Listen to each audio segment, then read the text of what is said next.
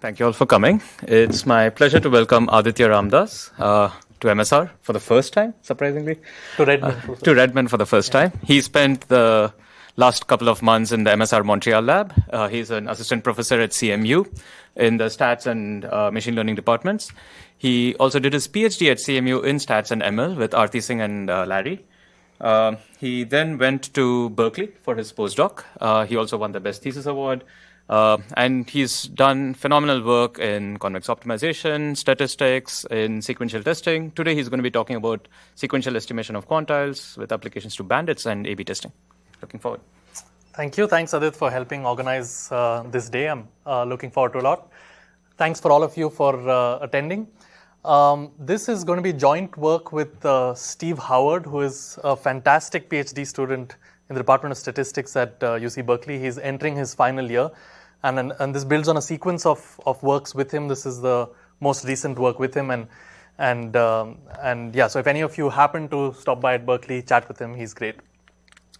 So at a very high level, just to get everyone on the same page, this is kind of A/B testing at a high level. Two versions of a web page. You split traffic into two parts, let's say 50-50 at random. And you kind of measure, let's say, how much time they spent. Maybe in version A, they spent 44 hours on the website.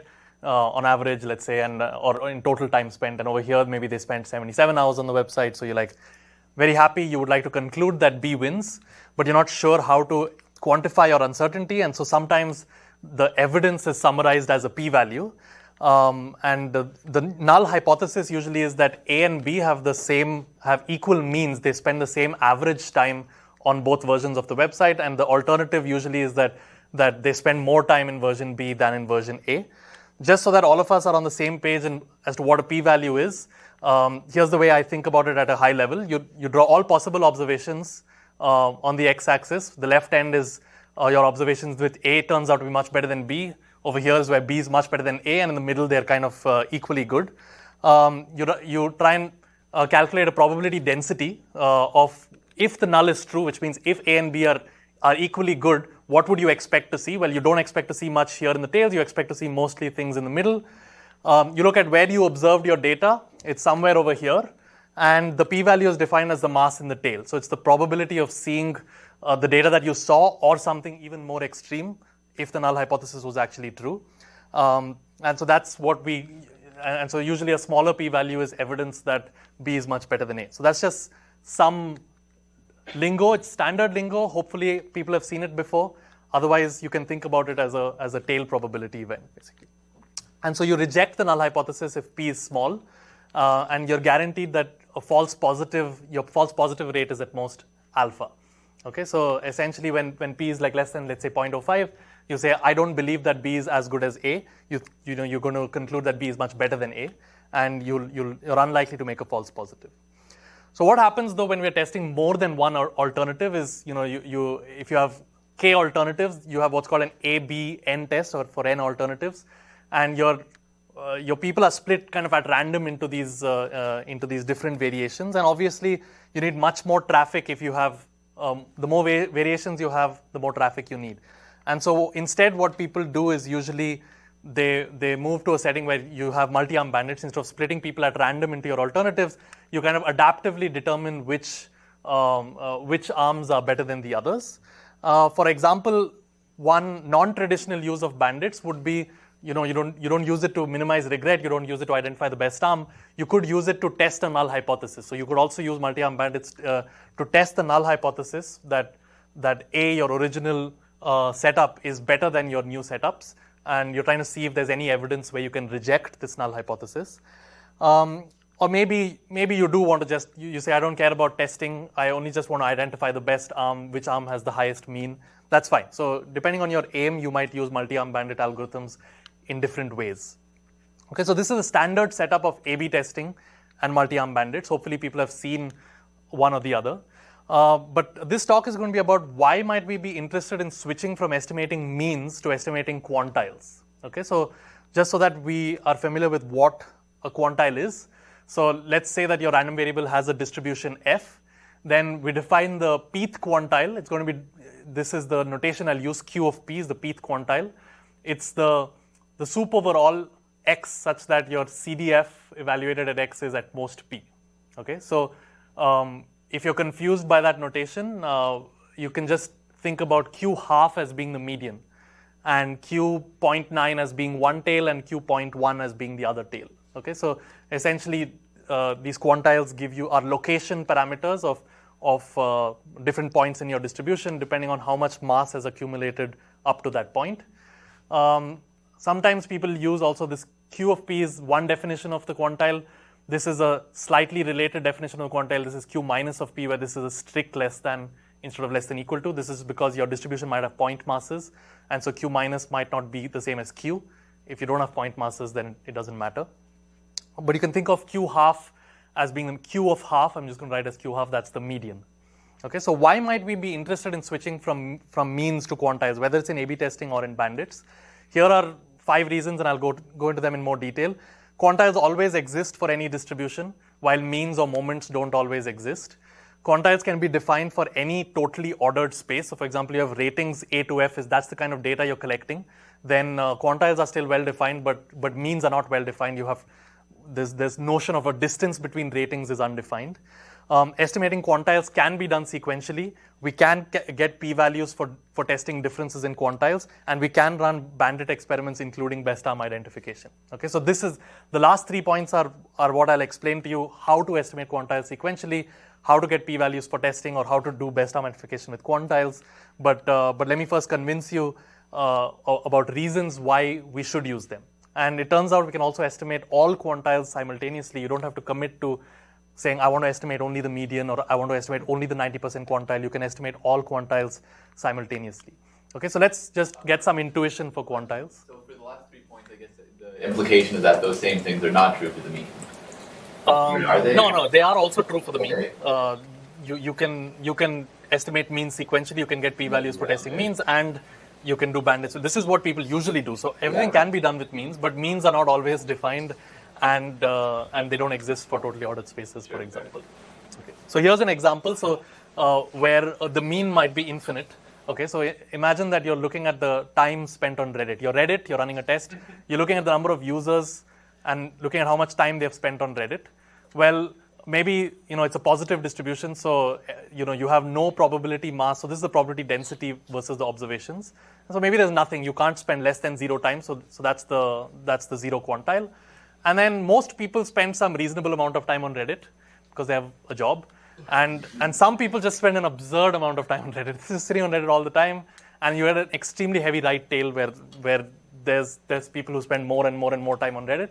And so it's totally possible that you have a distribution like this whose mean is actually infinite. The mean can be infinite. You can define distributions for which the mean is infinite. You have a very heavy right tail. So it doesn't make any sense to be doing A/B testing or something of that kind when the mean is itself infinite. But the median and the 0.8 quantile can be perfectly well-defined objects. Okay, so you can ask, if I have 2 different versions of the web page, which one has a higher median, but not which one has a higher mean, because both means could be infinite. Okay, so they're informative for heavy-tailed situations. So this is the case where the mean is infinite, but there's many well-known situations in which the mean doesn't even exist. So here's a Cauchy. Okay, so it has a heavy left tail and a heavy right tail. So a Cauchy distribution, like the Gaussian has tails like e to the minus x squared. A Cauchy distribution has tails like 1 over x squared. And so the tails decay very slowly, so I have a heavy left and right tail. So the median is 0, the mode is 0, but the mean is not defined. The mean is actually, it doesn't exist, because you get into a situation where you're doing infinity minus infinity, it doesn't exist. So you can imagine, this is just a hypothetical example, you can imagine you're looking at amount of money won or lost in a casino. Most people, well, they kind of win and lose. Different people win and lose different reasonable amounts, but some people bet their whole life. Some people lose everything. Some people gain a lot. So maybe there's some heavy tails. And if you're trying to look at, different variants of a casino strategy or betting strategies, things of that kind, you might end up in situations where you have huge losses and huge gains, and the mean is not defined. So what are you trying to estimate? But the median is still well defined, and the 0.8 quantile, the 0.3 quantile, they're still well defined, right? And so when we deal with these situations with outliers, we don't have to resort to trimming. This is a standard method that's typically used, is that, we want to estimate means, but it might be heavy tail, so we'll trim the outliers. Well, how do you pick the threshold for trimming? Really, in practice, how do you pick it? You often want to pick it after looking at the data, because you don't know how to trim before looking at the data. And then once you've trimmed do you throw away those points that lie outside the threshold, or do you cap it and max, so that you might say I'll only look at things between -1,000 and plus 1,000. So when you see 10,000, do you treat it as 1,000, or do you just throw it away? So you have all of these choices that you have to make, which may not be easy in practice. But when you're estimating a quantile, there's no such thing. The quantile is well defined. You don't have to throw anything away. You don't have to trim anything. So it's perfectly well defined in such a situation. Yeah. So if I run the algorithm so as to, let's say, estimate the quantiles well, does it also give me the right data if I want to post hoc consider a trimmed mean? Then will I have sufficient estimation power for that, or can I find myself in situations where that's not going to work? So that's a great question. That somehow it's more of a, I don't know, it's almost like, yeah. So the reason I ask, like, it's a different question, right? You start with collecting data with one aim, and then later on you ask about a different aim. Well, so practically one thing that you can often do is you have your data. You again, like you do plot the CDF of your. So let's say you're like trying to optimize a click or something. Then for some things, maybe clicks arrive in a few seconds, minutes, hours, days, and then never arrive, right? So if you just keep on running the timer, then you will indeed have an infinite mean of, in fact, most things don't get clicks, right? But so what you do is you say, okay, all the things where I get clicks, maybe like 80% of my clicks arrive within a week, right? So I'm gonna declare that as my definition of the metric now. Click within a week, and I will optimize it. So effectively what I've done is I looked at my distribution, I chose a quantile I like, and I said, well, now I want to optimize the mean of the capped random variable.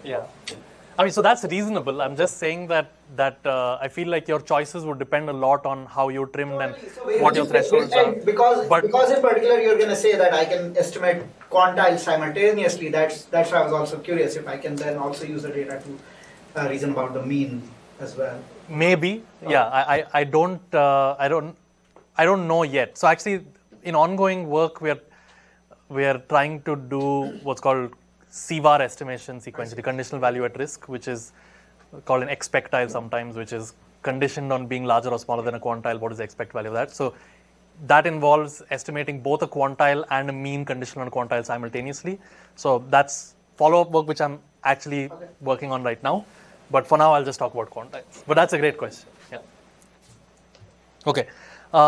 As I mentioned, like there's nothing about this that is about continuous distributions or anything of that kind. You could have a setup with discrete settings where, for example, let's say you're collecting data about the number of links clicked, and maybe the probability of clicking k links is proportional to 1 over k squared. So you have a distribution that looks like this. It's a discrete distribution. The mean is infinite because the sum of k times p of k is the sum of 1 over k, which is infinite. And so if you were in a situation like this, you wouldn't know that beforehand, right? You don't know that this is what's happening beforehand. So you just kind of hope that your distribution doesn't have an infinite mean when you run an A/B test or a bandit experiment or something like that. And if it does, then you're hosed. But you can work with quantiles, and they're perfectly well defined. You don't have to make any assumptions. They can be heavy-tailed, and the quantiles are still well defined, and you can reason about quantiles. So I think it makes sense even in discrete data settings.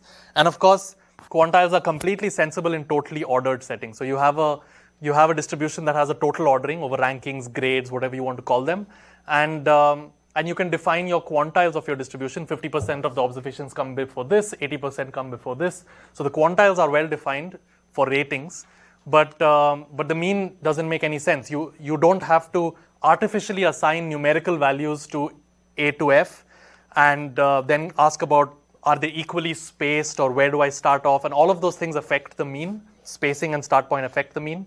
But the quantile can work directly with this kind of data. So it's sensible in this kind of setting as well. So this is just some motivation as to why we might be interested in moving away from means towards quantiles.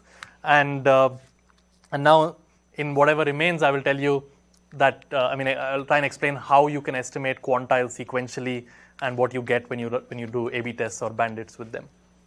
Okay, any questions so far about the motivation, at least, of why quantiles make sense? Okay. So the first question we will ask is, can we do A/B testing in quantile? So this is how we're going to model an A/B test. So you first pick a target quantile, let's say a 90% quantile, or could be a median. If you care about that, then it's 0.5.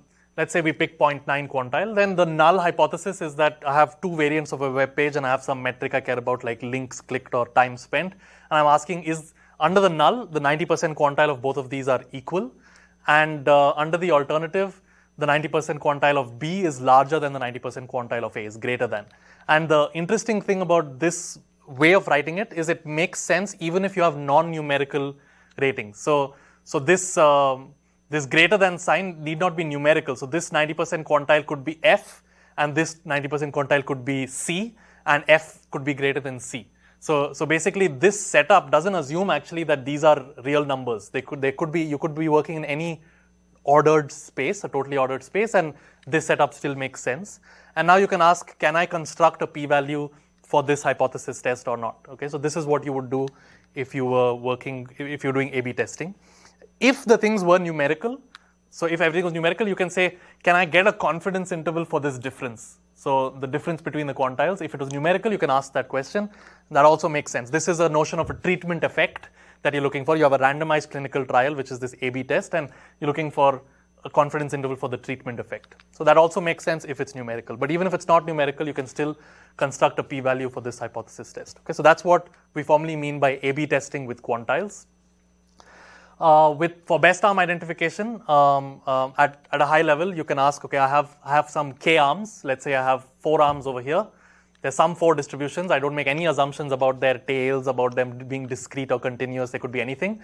And I just ask which arm has the highest 80% quantile. Okay, so that would be the question you would want to ask over here.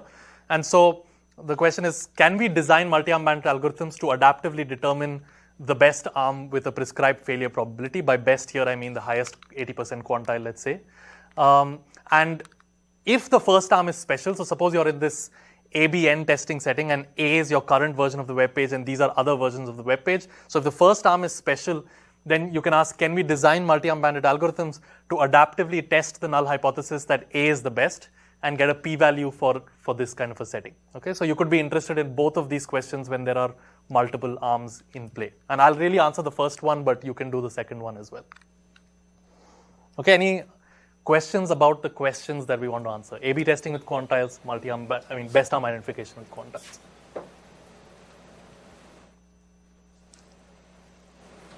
Okay, so unfortunately, the motivation for what's coming up, the sequential estimation, is that the classically or the commonly taught confidence intervals and p-values are only valid, which means they only control the error if the sample size is fixed in advance. If you tell me that I'm going to collect 1,200 samples, then they're correct. By commonly taught, I mean things like the t-test or CLT-based confidence intervals, things of that kind. So here's a high-level caricature of an A/B test. You start and you collect some data, you increase the sample size, and you peek, you look, you say, is my p-value after n samples, is it less than alpha or not? If it is, then you stop and you say, yes, I'm happy to stop and report that I can reject the null hypothesis. If not, I continue running my experiment, I collect more data, and I peek multiple times.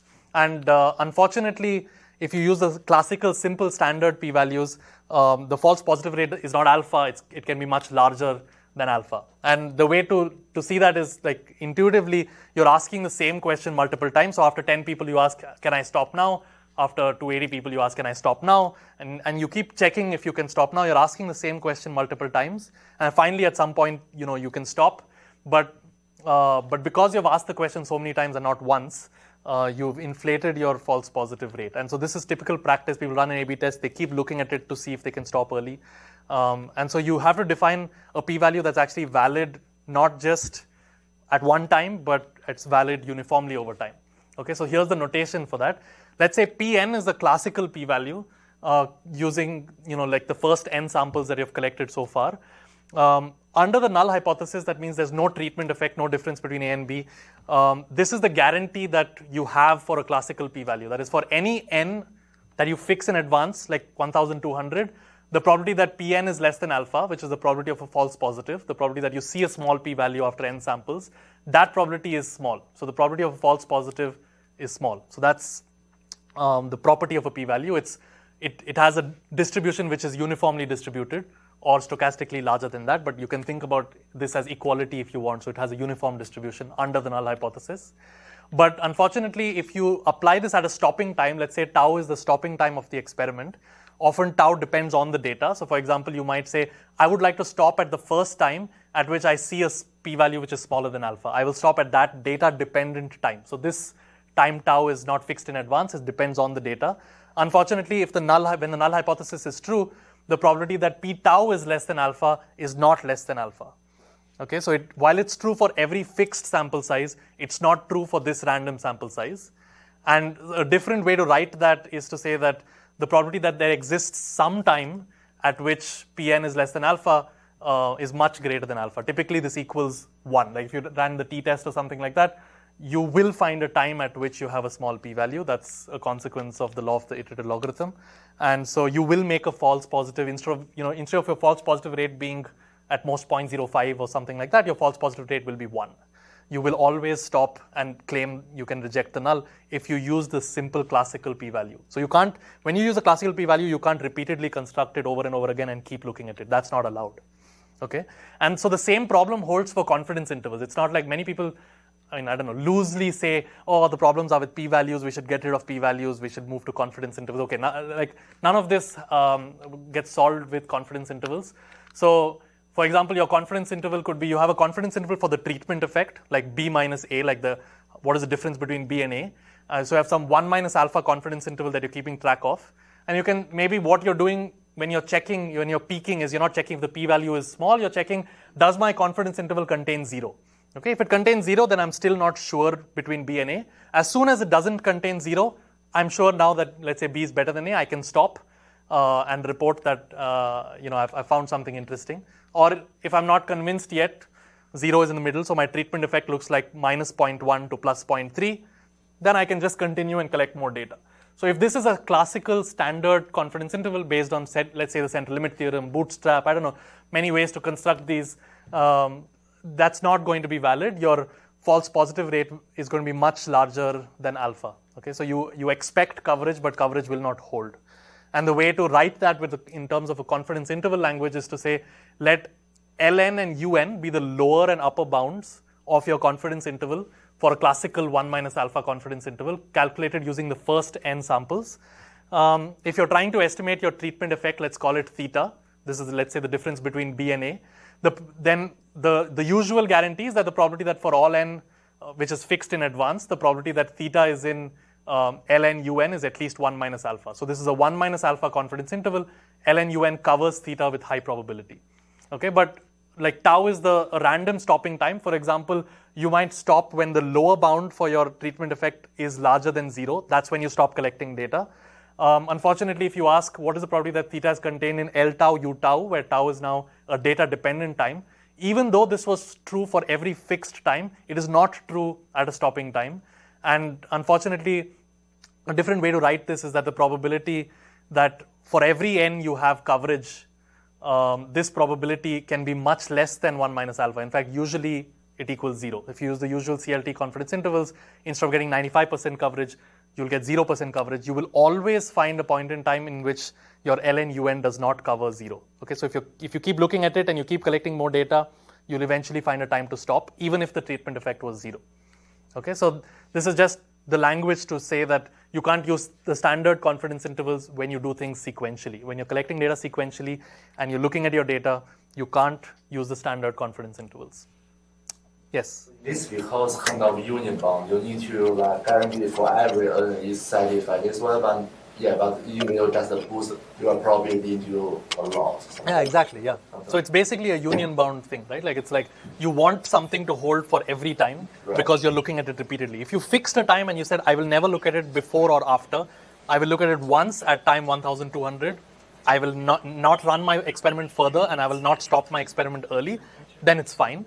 But if you're going to repeatedly look at it and give yourself the option of stopping early if you want to, or collecting more data if you want to, then you have to ask for a notion of confidence which involves some kind of union over these events. Yeah, that's exactly what's going on. Because you're asking the same question repeatedly, you have to correct for that fact. So if you ask the question once, then both the standard p-value and confidence interval are fine. If you ask the question repeatedly, then you have to have a stronger notion. But then it's not true if you set the what you call it, the effect size, right? Sorry, if you set the effect size to be a specific size. If you set the effect size? Yes, then this. But I'm not sure what that means. Here we don't know the effect size, the difference between B and A, and we're trying to estimate the effect size. You don't know it. Well, I mean, the classical way of doing experiments, you estimate the effect size you're going after. That's how you set the n ahead of time, right? And the amount of time. Yeah. Because you set the effect size, assuming the null hypothesis is true, it converges towards closer to zero as you collect more samples. It doesn't actually converge to zero, right? So let me clarify. There's two ways to run experiments. So one way is to say, I'm looking for effects that have a certain size. I predict a certain sample size ahead of time that says, if I'm looking for an effect of this size, I think I'll need like 8,000 samples. And then you collect 8,000 samples and you look once. You test once, you do a t-test once, or you calculate a confidence interval once. That's fine. That's still a batch. That's not a sequential experiment. The setting I'm looking at here is a sequential experimentation where you don't know the effect size you're looking for. It might be 0.1, it might be 0.5, it might be 0.9, and you're not sure which one of those it is. So you're collecting data and you're going to keep looking to see, do I have enough confidence to stop now? Have I found an effect? If the effect could be zero also, the effect could be negative also, you don't know. And so if you're collecting data... It's design, right? Because with the infinite amount of data, you find infinite amount of small size. That's also true under even the best experimental designs. That's fine. So you can have the whole aim of the field of sequential analysis, which started in the 1940s, is that you might have a maximum sample size also. You might have a smallest effect you're looking for or a maximum sample size. That's fine. The point is that suppose you say, I think that the effect size should be around 0.3. Now, if you would like some protection that maybe if it's around 0.2, I might have needed a little bit more data, and maybe if it's 0.5, I might have needed a little less data. And if you want that ability to stop early and save money or save time, then you want to look at it repeatedly. And if you want that ability to say, it seems I'm really close. So imagine that you collected 8,000 samples and your p-value was 0.052, or your confidence interval is minus 0.001 to plus 0.5. Okay, so it's almost there. You want this ability to say, let me collect 500 more samples. Let me collect 1,000 more samples. So essentially, the field of sequential analysis exists to give you that guarantee. Actually, I'm sorry I interrupted. It's just the notion that it always approaches zero in actual practice with some notion of effect size. Oh yeah, okay, that's fine. Okay, so if you're just, this is a mathematical statement that it equals zero. Yeah, in practice, if you have a maximum sample size or a minimum effect size, it'll be less than 95%, maybe it's 80%, 85% or something, it won't be zero. No, I agree with you. This is a mathematical statement I'm making, not a practical, what you would do in practice, yeah. Okay, so the solution to this is what's called a confidence sequence. A confidence sequence is an anytime confidence interval. They are dual to what are called sequential p-values or always valid p-values. There's multiple terms for these floating around. So what is a confidence sequence? Okay, it's quite simple. So you have a parameter theta you want to estimate. The theta could be the mean of a distribution, the median of a distribution, the 80% quantile of a distribution. It could be anything. So theta could be any unknown parameter. It could be the treatment effect in your A/B test. You have some unknown parameter. A confidence sequence for that parameter is a sequence of confidence intervals, ln un, one for each sample size, that are simultaneously valid. They have a uniform or simultaneous guarantee.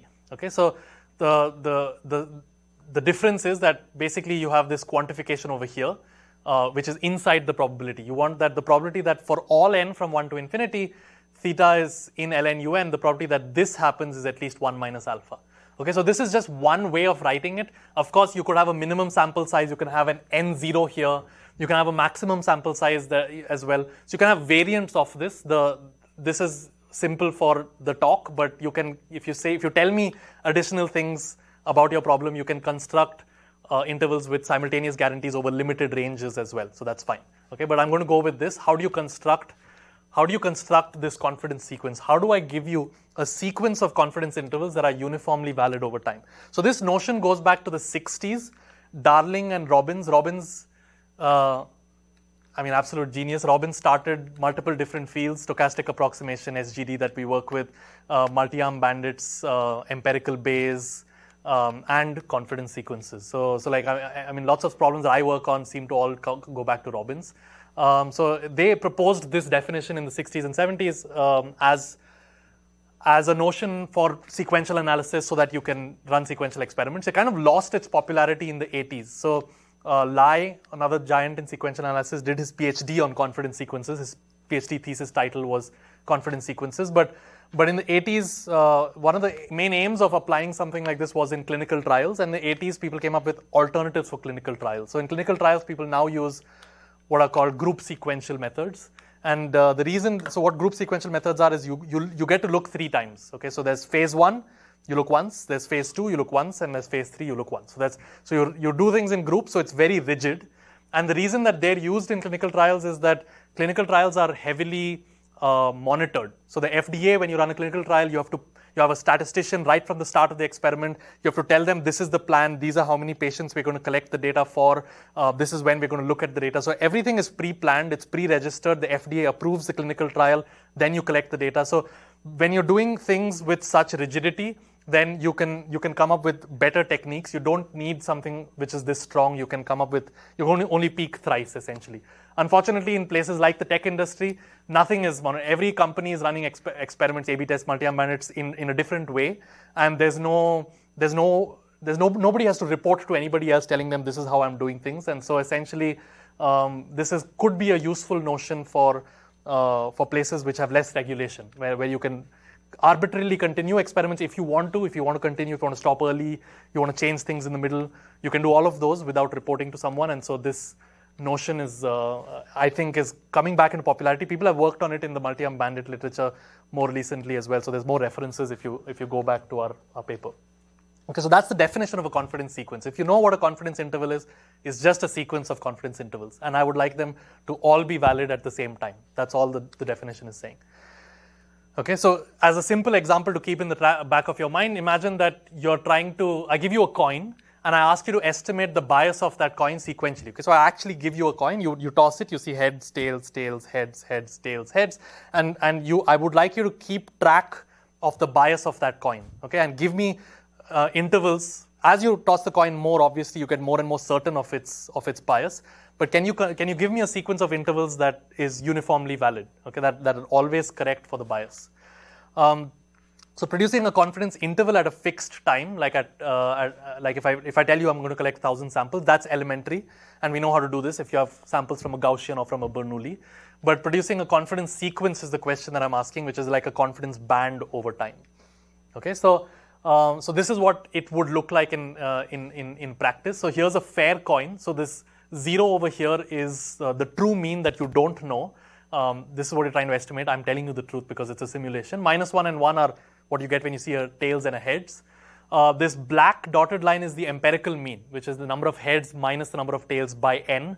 That's your current estimate of the bias. That's the empirical mean. And obviously the empirical mean by the law of large numbers kind of will converge to the true mean if I look far enough to the right. The green dotted line over here is what you get with CLT intervals. So they're valid point-wise. They're not really valid uniformly. So that's these green dots. And this pink or purple magenta line is an anytime confidence interval. So it's valid anywhere I look at this. So if you had constructed the CLT confidence interval, these point-wise confidence intervals, you would have actually stopped over here. So this is just one run, but at about time maybe 200, there's a confidence interval which strictly does not contain 0. So it's like from 0.01 to 0.2 or something like that. That's the CLT interval. You could have stopped then and said, I think the coin is biased. You would have made a mistake. But you will see that these purple magenta lines from time 1 to infinity, they will cover the true mean. They will cover the gray line from at all times. And some things to notice are, for example, that initially you're a little wide. So in the first 30 or 100 samples or so, you're quite a bit wider than the CLT intervals, which is probably a good thing. You don't want to stop that early. But very soon, you're actually just a little bit wider. You're actually about 1.5 times wider than the CLT intervals. But now you have a guarantee that it's valid anytime you look at it. But the CLT intervals are not valid anytime you look at it. Yeah. Something I don't get is if it's an anytime confidence interval, shouldn't it be monotone? That's a great question. We will come back to that. Yes, absolutely yes. You can take the running intersection and that will be strictly monotone. I should be able to take an envelope. Yes, and I'll talk about the pros and cons of doing that. So essentially, yeah, I think you should always take the running intersection of all of these, so you'll get something strictly monotone.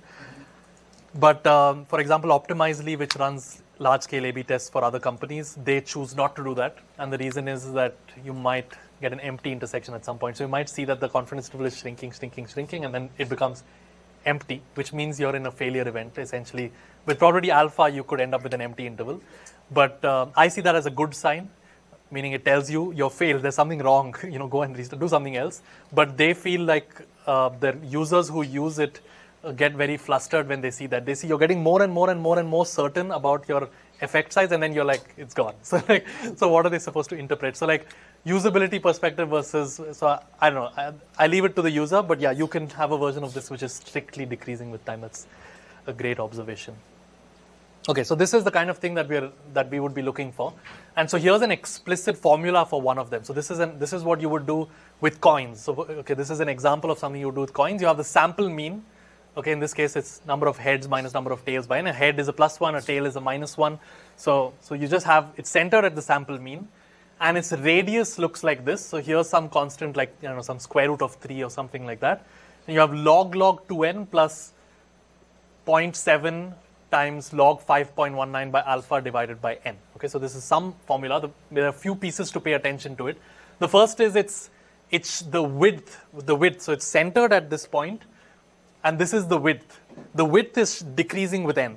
Okay, so as I get more samples, this is shrinking to 0 at a rate of log n divided by n, square root of that. And so I'm getting more and more accurate as I get more samples. Another thing to notice is that essentially if I dropped this log n, this term looks a lot like a central limit theorem style confidence interval, or a Hoofding style confidence interval would have a log 1 by alpha or log 2 by alpha divided by square root of n. And you'd have a square root of 2. So the Hoofding interval, which is valid only at a fixed time, is square root of 2 log of 2 by alpha divided by n or something of that kind. And so the difference here is essentially that there is this extra log 2n. Okay, that's the major difference, and there's some difference in the constants.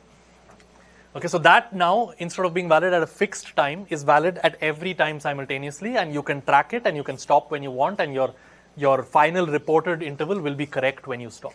Okay, so that's the property that this has for any one sub-Gaussian random variable which includes coin tosses. Okay, and here's a way to visualize things going on. So this, what I'm plotting over here is just I'm multiplying by n. So you see that this thing is going to 0. It's very hard to visualize things that are shrinking. So I'm going to multiply this term by n, so that it looks like square root of n log n, where n is in the numerator. So then you can actually plot it and see how things. So what I'm plotting here is a growing boundary instead of a shrinking boundary for visualization. And so what you see, so there's many details over here. Every one of these boundaries has tuning parameters that you can use to get boundaries of different shapes and sizes and things of that kind. And so this particular comparison is where all of the boundaries have been tuned to be tight early. And that's just one choice to visualize things, but you can visualize them differently. So in this choice, what you see is essentially that Darling and Robbins had a 1968 bound for Gaussians actually, for sub-Gaussian random variables that most people didn't know about. I mean, that's because most of their work was asymptotic, power 1 tests, things of that kind. They had some work that was non-asymptotic, and it was lost. And so people in the multi-arm banded literature and recent literatures reinvented these kinds of bounds, and they were all worse than the Darling and Robbins bound.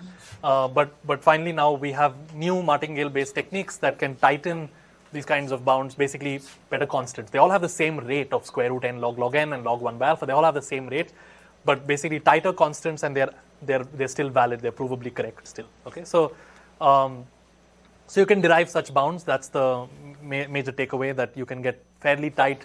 The ones I'm showing over here is this polynomial stitching. It's this one, because you can look at the expression. That's not what I would run in practice. You can write a piece of code that does a numerical integration up to machine precision that is still mathematically correct, but is tighter. I just can't write it down mathematically for you, but I can solve for it numerically. It's just like saying that for a Gaussian distribution, I can't tell you it's alpha quantile analytically, but I can calculate it numerically to any precision. It's the same idea here. Is in practice, I would not use this exactly. I would use a slightly tighter version of it.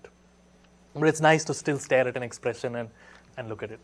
So any questions about estimating means of Gaussians or means of Bernoullis or things of that kind? Just to clarify, is the box on top will correspond to the Darwinian volumes? No, it's the polynomial stitching which is ours. Okay. It's this one. Okay. Okay. So now some implications. So what if you had a guarantee like that? So this is a confidence sequence. So as I said, like this is a different way of writing the same guarantee. The probability that at some time n, I make a mistake, which means theta is actually outside of my interval. That this is the error event. The probability that I ever have an error event is at most alpha. This is just a way of rewriting the same guarantee from before. Some implications is that I have valid inference even at stopping times. Okay, so for any stopping time tau, my interval that I report at that stopping time will still be correct. I also have valid post hoc inference. So in hindsight, after I've collected all my data, I can look at any random time t in the past, which is not a stopping time. So some time which is, let's say, half of the samples I've had so far, and I can ask, what was my confidence then? What would I have reported if I had stopped the experiment with half the number of samples? Okay, so you can ask for any random time t, you can report an interval, and it will be correct. Okay, because it's correct simultaneously for all t, so it's also correct for t that you pick in hindsight. Okay, and so what this allows is no pre-specified sample size. If you want, you can extend an experiment. You can say, I would like to collect 10,000 samples, and after collecting 10,000, you'll say, I would like to collect a few more. That's fine. You can have optional continuation. You can also have optional stopping. You can stop after 5,000. You can say, oh, I'm already done. I've seen my effect. I'm happy. I stop early. Okay, so you can do both of those things, and that's all allowed. So that's the reason we would like something like this. As I said, you have variants of this in which you can have a minimum sample size and you can have a maximum sample size. You can get variants of those. That's fine. But for simplicity, you can extend indefinitely, or you can stop arbitrarily early, and they're both allowed, and you would have correct inference when you stop. Okay. Questions about this? About why it's a useful concept? So if I don't need to have any time like this confidence interval, is that in practice maybe I would increase the sample like in geometry order, like every time I... Yeah, then you can do slightly better. So essentially it turns out that if you look at times 2, 4, 8, 16, 32, something of that kind, you're essentially still going to have something that looks almost like this. It's going to be very slightly better. It's still going to have a log 2n. That's the best you can still do. You're still going to look at geometrically spaced epochs, and in fact that's how the bound is derived. The bound, that expression on the previous page, is derived by breaking time up into exponentially spaced epochs and proving something within each epoch, and then taking kind of a union bound over all epochs and so on. And it turns out that the price you pay of looking only at one time in the epoch versus looking continuously in the epoch, that's very minor. So if you actually look only at the end points of the epoch, you don't gain that much. You can lower the boundary just a little bit. Does it mean essentially you are having a union bound across all the... Yeah, that's what it is. It's a union bound over all time. Yeah, I mean... But the way you prove it, actually, the way you derive the boundary is having a union bound over geometrically spaced epochs. Okay. Yeah. So it's a very natural notion of backing off exponentially, and that's what leads to those bounds. So it will be equivalent to... It's basically equivalent. You're still going to have an expression that must have a log n in there. You have to correct. You can't just look... If you look once, that's fine. If you're going to look at geometrically spaced epochs, it's going to look like this with a slightly smaller constant, but not much.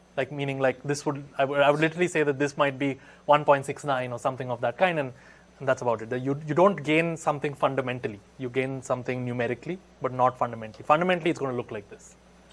So do we know that if this rate is optimal? Yes, it's optimal there's something called the law of the iterated logarithm that says you cannot have anything smaller than log n in that numerator. It's impossible. Yeah. What are the differences in the beta sacrifices? The false negative. Yeah, so it's hard, compared to what you have to ask. So if you ask, this method, for example, if you're looking at the power of the test or something of that kind, then these are what are called power 1 tests, which means that no matter what the effect size is, you will stop with probability 1 under the alternative. So basically under the null, with probability 1 minus alpha, you will never stop. With probability alpha, you will stop and reject the null. So your type 1 error is alpha. Your type 2 error is 0, which means that no matter the effect, if you're in the alternative and you have an effect size, no matter what that effect size is, you will eventually stop with probability 1. I see, because you run infinite time. Yeah, time exactly. Okay. And if you ask what is the sample size that you will use, morally speaking, if an oracle knew the true effect size, okay, you don't know the true effect size. Suppose there's an oracle that knew the true effect size, and suppose it would say, I'm going to use a batch test. I'm going to look once at time n star. I'm only going to look once at time n star because I know the true effect size. And with probably 95%, I'm going to need only n star samples. Then this will use n star log n star samples and stop. So the price you pay over an oracle batch test is log n star, because an oracle batch test essentially has the same form without the log n. So there's fundamentally, you cannot, even if you use the central limit theorem or something like that, you cannot avoid a log 1 by alpha by square root of n. The only price we're paying is log 2n. So essentially, you can prove that the amount you oversample is basically, actually it's 2 log n star. That's approximately the price that's the price you pay. That's a very conservative way of describing it, I would say, in fact, because, I would describe it that way if the log n was multiplicative there with the 1 over alpha term, which it's not. So it's actually better than... Right, I agree. Yes, it's better than that, but that's one way of describing it. Right. Yes, okay. But the main point is it's adaptive to the oracle sample size. You don't know the effect size you're looking for, and so this will stop early for large effect sizes, it will stop later for small effect sizes, or if you have a maximum sample size, it will stop then. It's fine. So that adaptivity of basically whatever the optimal sample size, the oracle sample size is, I will oversample a little bit above that. So one uses n star, the other one uses n star log n star. Okay, that's the price you pay, but now you can peak and you can stop early, you can extend, you can do anything. Okay. So as I said earlier, you can go between confidence intervals and p-values. So maybe I won't describe this in too much detail, but essentially, I've given you a confidence interval for the mean of a Gaussian or mean of a Bernoulli or something of that kind. If you want to convert a confidence interval to a p-value, you can ask for what is the smallest alpha such that the 1 minus alpha confidence interval does not intersect your null set. So your null set could be 0. So that could be the null set could be the set of all values that you don't care about. It could be 0 or it could be minus epsilon to epsilon. So you can say, I don't care about small effect sizes, so my null set is minus 0.001 to plus 0.001. I don't care about anything in that range. That's fine. Your p-value is the smallest alpha such that the 1 minus alpha confidence interval does not intersect that null set. Okay, so you have a confidence interval for your effect size, 1 for each alpha, and you find the alpha for which you just touch that's a p-value. So if you used a classical pointwise confidence interval, then Pn is a classical p-value. But if you used an anytime confidence interval of the kind I just described, then Pn is an always valid p-value, which means that it's valid at stopping times, it's valid in hindsight. I can look at it and stop based on it, but this one is valid only at fixed times. Okay, so the same duality that holds between pointwise and pointwise intervals and p-values, the same holds between anytime intervals and always valid p-values. So just if you care about testing, then you can do testing also, that's fine. Okay, and it turns out that, so what we showed is that you can construct confidence sequences and always valid p-values in a variety of non-parametric settings. So what I showed you was parametric, for example, Bernoulli Gaussian, but we can do it in a wide variety of non-parametric settings, like for example, random variables that are bounded or have exponential tail, sub-exponential. You can also do it for continuous time processes if you're in finance for, like for example, things that have bounded second moments, continuous time processes with bounded jumps. So you can do it for matrices. So if you're doing if you have a sequence of matrices or vectors, you can get operator norm bound sequentially. So you can construct confidence sequences for many objects. They don't have to be in discrete time and real valued. They could be vectors, they could be matrices, they could be in continuous time. And so we show all of these in the paper, these extensions to general Banach spaces actually. Yep. So it seems like a pretty massive amount of effort to go through to port kind of all of the vast literature that exists for ordinary confidence intervals or p-values to the sequential testing. I wonder if there is any room for kind of more black box results. So like union bound is a very crude black box thing, right? Yeah. Give me a classical confidence interval, slap it with a log of some maximum sample size, and you're done. Are there not much more sophisticated black box things you could do on top of, like, I give you an arbitrary confidence interval that I like, that I assure you is valid? Yeah, unfortunately not. Yeah, If you're peaking only at exponentially spaced times, you can do a union bound over those times only at a. But there is no way of, say, composing like the law of iterated logarithm type tricks with a black box. No, and the main reason is that especially if you're peaking at several other times as well, then you need like a Friedman type or a uniform bound, which you can get usually using martingale techniques. You basically have to use the properties of that process to bound its variation. Right. So somehow what's kind of maybe important is like how the sequence of confidence, not in the sense of your confidence sequence, but the sequence of invalid confidence intervals that I output are dependent on the data, independent to each other, right? Yeah. So are there any statistics or diagnostics on these things that I could design that would allow me to? That's a great question, and I don't know the answer. I don't think it's generally possible, but I should say that we have a very generic technique. The reason that we're able to do it in continuous time and for matrices and vectors and many non-parametric conditions is we have a generic, almost black box technique to say, here's a single concentration inequality that enables you to apply it in this wide variety of settings. And so essentially we do have some kind of bottleneck technique, you can say, is that anything that has a Chernoff style bound, if you have a Chernoff bound, I can show you how to get a uniform bound that holds over all time. So okay, let me ask a very specific question. Suppose I wanted to use, for better or for worse, I want to get my confidence bounds out of Bootstrap. Yeah, I don't know how to do it. Okay. Yeah, uniformly valid Bootstrap, good question, I don't know how to do it. Yeah. Okay, so I guess the question is, what I showed you was for means, but it turns out that we can do this for quantiles. And so here's an example for a fixed quantile, let's say the median. Okay, so I'm just going to define these terms that look like what you've seen before. Log t, log 1 by alpha. Okay, that's, and I have this square root of some constant times this term. So this is LT, or actually it should be L of t. And I have this square root boundary. And what we can show, for example, this is for the median. So Q of half is the median. And I'm going to show you that the probability, I claim that the probability that for all times, this particular bound holds with probability at least 1 minus alpha. And so what does this bound say?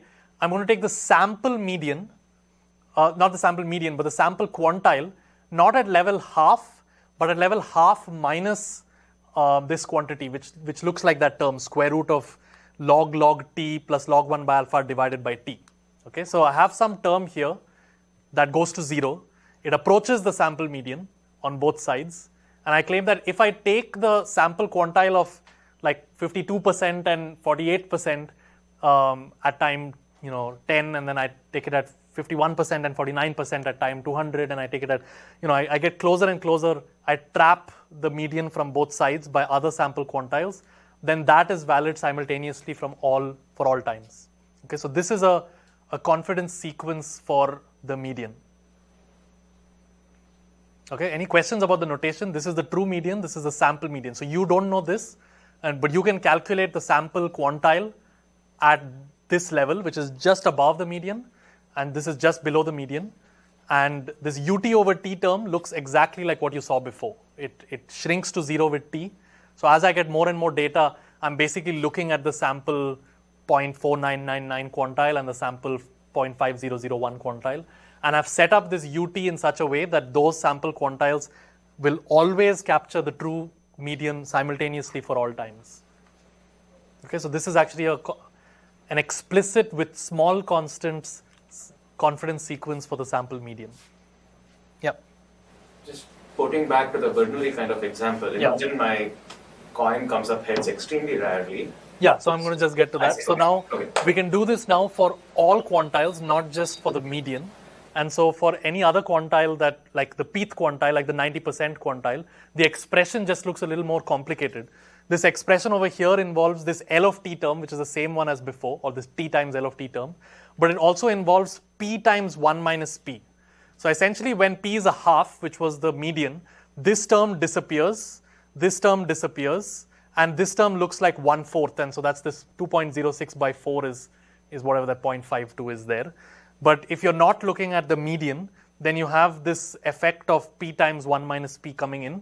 And so you can look at, basically by a minor tweak of what you saw here, you can get a confidence sequence for any pth quantile. Okay, so if this q guy is the pth quantile, if it's not unique, then it's anything below q minus of p and q of p. But this guy is trapped by the sample quantiles of p plus a small amount and p minus a small amount. And how much that amount is depends on p times 1 minus p. So the variance factor scales like it should. So very small p, you have a smaller bound, you have a tighter bound. And so that's what you hope for. The median is the worst one, and small p's are easier to estimate. And so this is an explicit boundary. Is it also possible to do like empirical Bernstein type things with all of these? That's a great question. Yes. Yeah. So we show how to do uniform empirical Bernstein in the previous paper. And yes, you can do things of that kind here as well. But I would say it's not fully satisfactory yet. Yeah. But yes, you can. Yeah. So this is explicit boundaries. You can type this up in a computer. You can write that formula down. It's correct. But if I was actually supposed to run this in practice, I would use a numerical method that's tighter. So if you're actually going to run this tomorrow, don't run this. This is for you to see what it looks like. But I have a better method in practice. You can also estimate all quantiles simultaneously. So this is what it looks like. So you don't have to fix a quantile saying, I want to look at the 75th percentile quantile. What if you want to look at all quantiles? Okay, so what you can do is you can get a confidence sequence that is simultaneous over time and simultaneous over quantiles p. And with probability 1 minus alpha, it holds simultaneously over both. And it looks a lot like earlier. So you have the quantile at level p, and it's trapped by the sample quantiles at level p minus ut and p plus ut, where ut is a nice expression. It has small constants, explicit constants, everything's over there. And so this is a bound that holds simultaneously over both. It's a little bit looser than the previous bound because the previous bound, you fix p. You don't have to hold simultaneously.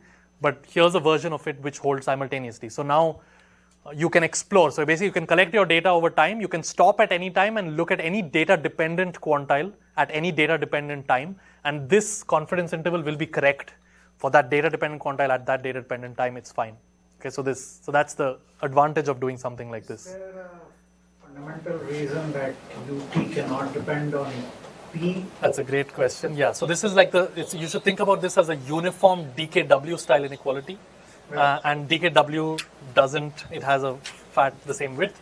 And so we're able to use empirical process techniques to get a DKW style inequality. So what we have is, let me make that explicit. We have one version that scales like log t, for which you can get p times 1 minus p. And we have a version that has log t, for which you have a constant width. And I don't know if it's possible at all to derive a version that is log t and p times 1 minus p. But these are actually fairly tight in practice. These are actually very small constants. That 34 is inside the log. These are really small constants, and so this turns out to actually work very well in practice. So this is what it looks like in a particular example. You're looking at the 90 percentile of a Cauchy distribution or something of that kind. This is the true answer. This is the sample median. The sample 90% quantile is this dotted line, and then these are like the bounds you get. I mean, I've just taken some number of samples to show you what it looks like. And I mean, the Cauchy is really heavy-tailed, and so its 90% quantile has some variance associated with it.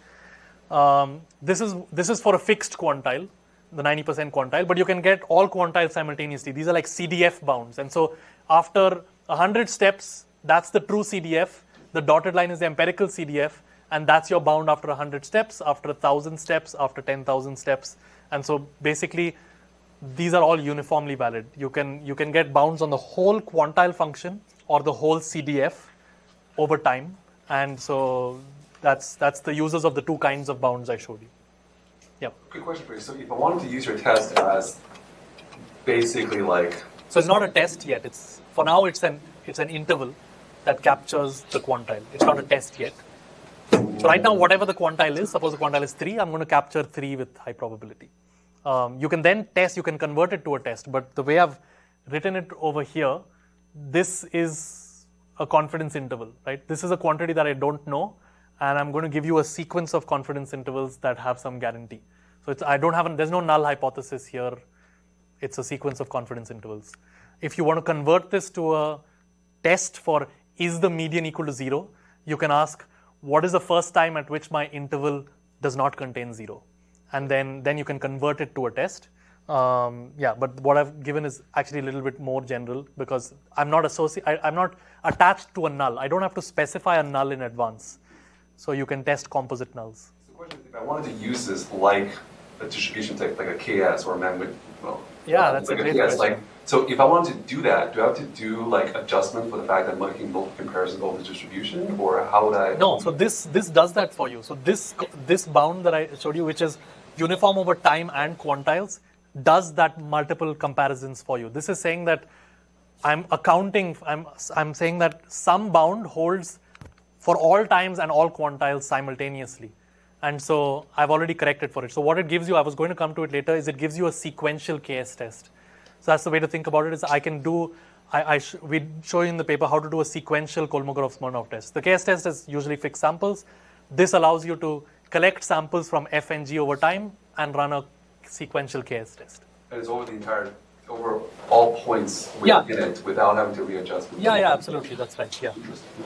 Yeah, it's the infinity norm. Like a different way of writing that bound is it's an infinity norm difference between the true quantile function and the empirical quantile function, or the true CDF and the empirical CDF. The infinity norm difference, we have a bound on that explicitly. Uniformly over time. So it's uniform over both time and points x. Yes. So that's what it looks like. All of these plots are simultaneously correct. They're not just correct if you're fixed. As I collect more and more data, I can plot all of these and I can tightly tell you what the CDF is. Okay, so this is kind of just a plot of what the upper confidence radius looks like in practice. So there's lots of plots over here. The ones that are relevant is a dotted line, which is the pointwise Bernoulli, which is valid at a fixed time for a fixed quantile. And for example, our theorem 3 is this brown line, which is uniform over all quantiles and all times. So I get two sources of uniformity, and this is the ratio. You can see it's about double the width, and by about doubling the width, I now go from a fixed time, fixed quantile bound to a uniform over time and quantile bound. These dashed lines are when you're uniform over one and not the other. Okay, so one of them is the DKW bound, is this green line. It's only valid at a fixed time, but it's uniform over quantiles. So this is a 5% quantile median and 95% quantile. It has the same width everywhere. So it's uniform in one way. You can do uniform in the other way. It gives you some of these other bounds, which is uniform over time, but not over quantiles. And these solid lines are uniform over time and quantiles. And so essentially, you can see that, these are older bounds. This is the original Darling and Robbins bound on top. This is a naive union bound that you mentioned. This is, if I take the DKW and I just do a doubling trick with a union bound over DKW, you get this. This was done by authors Soreni et al. And so these bounds are pretty loose, these past bounds. These are our bounds. And you can see that they're actually very practical compared to fixed time, fixed quantile bounds. So the numerical constants are small and you can actually use them in practice. They're not blowing up with the number of samples unnecessarily. They're growing very slowly with the number of samples. So this is 10 to the 6 samples, 10 to the 2. So over logarithmic range of samples, they're comparable to fixed sample size or fixed quantile bounds. Okay, so they're we put a lot of effort into making the constant small. And so you can apply this in best arm identification. I don't think I have time to go into it, but you can define a version of the LUCB algorithm. So there's a standard LUCB algorithm, which is an upper confidence bound style algorithm for best arm identification for means. And so, we just defined a version of it, which we call it QLUCB, which is quantile LUCB. You don't have to read the details. What it does is it picks two arms at each step. It picks an arm with the highest lower confidence bound, and it picks an arm with, other than that arm, with the highest upper confidence bound. So it picks two arms, it samples both of them, it updates both of them. It's a very standard, simple algorithm. So if you're familiar with any UCB style algorithm, it looks a lot like those. And what you can show, at least theoretically, is that it stops with probability 1, and with probability 1 minus delta, it picks an epsilon optimal arm, and the number of samples it takes is 1 over epsilon squared, epsilon or delta k. So delta k is the kind of the difference between the arms. Usually delta k is the difference between the means of the arms. Here it's the difference between the best arms pi plus delta quantile, and so pi is the quantile I care about. It's the pre-specified quantile I care about, and I'm asking for all of the other arms, essentially, how much is the difference between the pi plus delta quantile and the pi quantile. And so it's a notion of like difference between means. The analogous notion is this. And so if delta k is small, I'll sample a lot more. If delta k is large, the problem is easy. And so essentially you have a sample complexity. If you're familiar with bandits, this expression will look familiar. So you can port essentially a lot of the style of results for means, you can port them to quantiles, and they perform very well in practice. So there are existing methods for quantile best arm identification, and what we show is that improving our concentration inequalities, our sequential estimation method is better, and our algorithm is better. So if you take the earlier bounds, these are the two earlier bounds. If you improve only the concentration inequality, you get an improvement. If you change only the algorithm, you get an improvement. And if you change both, you have a new algorithm with our bounds, you get the best performance. So this performance is sample size needed for under uniform Cauchy and normal for looking at best arm identification. The details are in the paper, but we get like 50 times better sample complexity kind of uniformly over a wide variety of experiments. And part of the reason is it's a better algorithm, and part of the reason is it's a tighter practical bound. Okay, so you can do best arm identification. And in the paper we mentioned you can also do a sequential Kolmogorov-Smirnov test. You can also do a sequential test for stochastic dominance. So there's other things you might want to care about distributions, not just medians and means, and you might care about, does one distribution dominate the other stochastically, and you can test that sequentially as well. You can do A/B testing. You can get a p-value by inverting these confidence sequences, and so all of these have controlled false positive rate and power tending to 1 at the optimal rate. So unimprovable in those senses. Okay, so there's software for this. We are maintaining a Python package called confidence sequences, where there's confidence sequences for means, for quantiles, for matrices, for a bunch of other things. There's all the multi-arm bandit experiments are up there. All of the code is public and in a package, but we're going to keep updating. This is new, maybe released a month ago. And so we're going to keep adding things to it and wrappers for many months to come. So quick takeaway message, some reasons to use quantiles, they always exist. They can be defined for any totally ordered space. So all of the results I told you did not assume real value distributions. Any totally ordered space, my quantile bounds apply.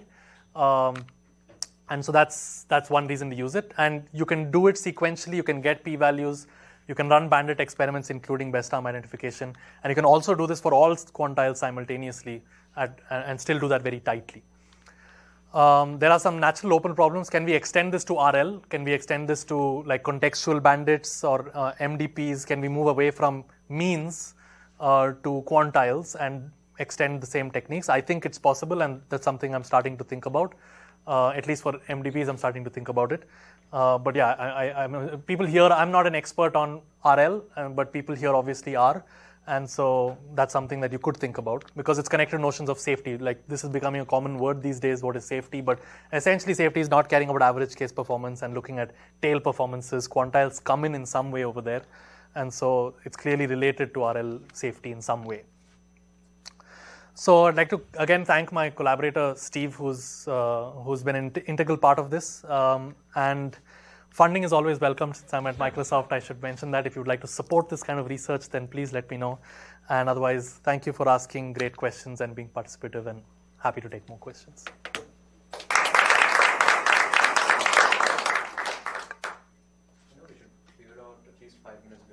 So maybe like a few final questions. But also Aditya is around for the rest of the day, so if you want to like grab a hold of him later, we can also set up something. But yeah, we can have 1 or 2 questions before we break. So can you briefly talk about the proof idea? Are you using martingale arguments? Yeah. So the proof idea actually works through hallucination. So the thing is that the earlier work that we did involved, like for example, sample means of Bernoulli's random variables and things like that. So means are very nice objects because expectations of sums are sums of expectations. Medians, quantiles are not nice objects, and so like the expected value of a sample quantile is not the true quantile, things of that kind. So the way we use our earlier results is through a hallucination process. So what we do is, let's say you're trying to estimate the median for simplicity. Okay, so let's hallucinate and say, I'm going to pretend as if the median is 35. Okay, let's say I'm pretending the median is 35. If I was correct about this guess, then every observation above 35 I can call it a heads, and every observation below 35 I'll call it a tails, and the bias of this coin will be 0.5. That's the definition of finding a median. So if I was right about 35, I would have an unbiased coin. So I'm going to run a sequential test for whether 35 leads to an unbiased coin. I know how to do that because I can estimate the bias of a coin. I do a sequential test, things like that. And I do this for every value, 31, 35, 33. I do this for every value on the reals. I run a sequential test for is that value the quantile. And the thing is I can do that and I can invert that test to get a confidence interval, which means if 35 was completely far away from the quantile, you'll quickly say that's ridiculous. The bias of this coin is 0.9. It's nowhere close to 0.5. 35 is a terrible idea. If I'm at 5 and I can't tell, it seems to be close to the median, your confidence interval will include 5, but it won't include 35. So you'll reject these really random things, and things that are close to the median, you'll say, I can't really tell if the bias is 0.5 or close to 0.5, and you'll keep those. So your confidence interval is formed by inverting this set of tests, and you can do that in closed form clearly and things like that. But the proof idea, that's how we started out to derive these bounds, was kind of hallucinating a series of infinite tests.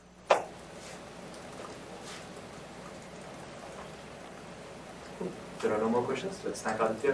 Okay, thank you.